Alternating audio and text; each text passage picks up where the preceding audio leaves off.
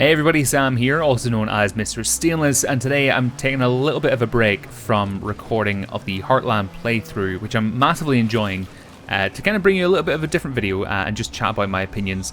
Today's going to be a short video. It's a simple video, mainly because things have been super busy at the minute, primarily planning for the State of Decay 2 World Record stream, which, if you haven't heard about this yet, I'll chat to you all about it soon. But today, what I want to do is talk about the biggest missing mechanic in State of Decay 2. Basically, it's a mechanic from the first game that I just really miss, and I wish it was still in the game. So for those of you who don't know, there were kind of some mechanics in the first game, first State of Decay, that weren't transferred over in State of Decay 2.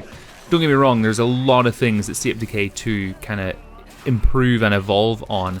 But there's one mechanic that isn't there, and that is the ability to call home and request for a community member to come and help you gather some rucksacks.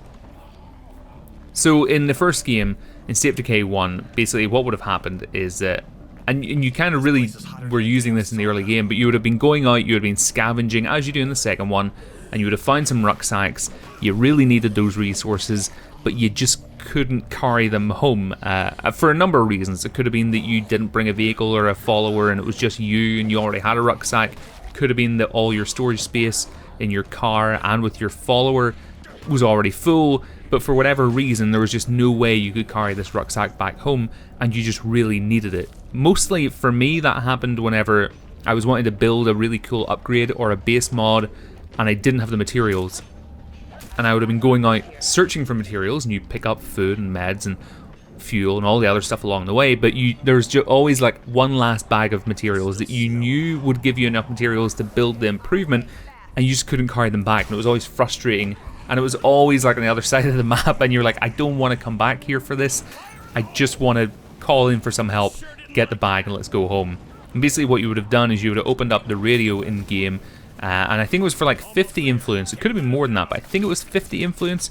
You could have called for a community member to kind of run out of the base in real time to your location, gather the rucksack, and kind of run back in real time as well. And there was a risk with this, because obviously whenever the community member is, you can meet them in the game, kind of going to the location. It all happened in real time, which was a really cool aspect, I think, of the first game. But the problem with calling them in is that they could have got ambushed by zombies on the way, they could have got ambushed on the way back, and then they could have gone missing for days, and you may not know where they are or what happened to them.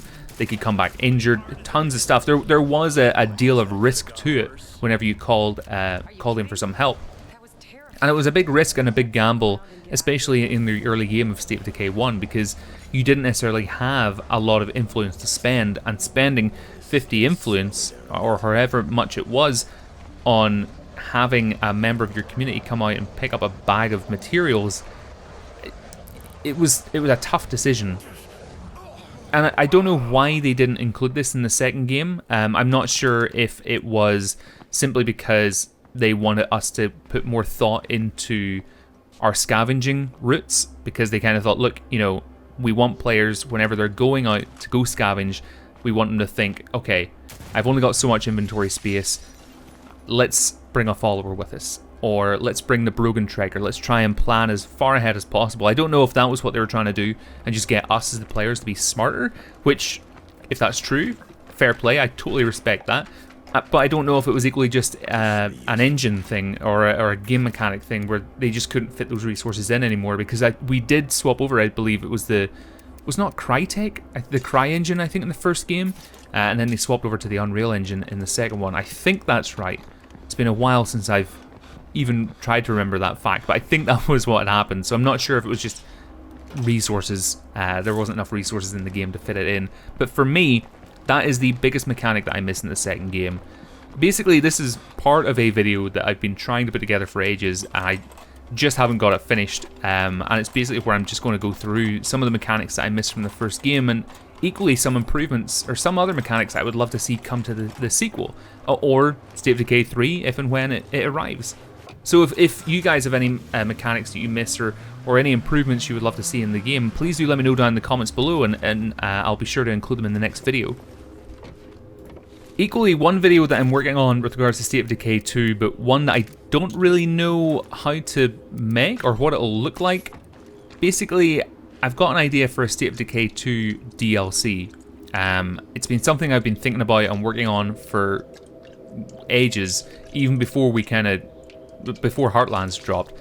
And I found Heartlands kind of encouraging because some of the mechanics that I had for my DLC idea are actually present in Heartlands as well, which kind of makes me think, oh, this is quite cool, this might actually be possible. But I'm going to work on that. If you guys are interested in it, I'll for sure strive to make sure that video gets done. I'm just not really sure how to put that together.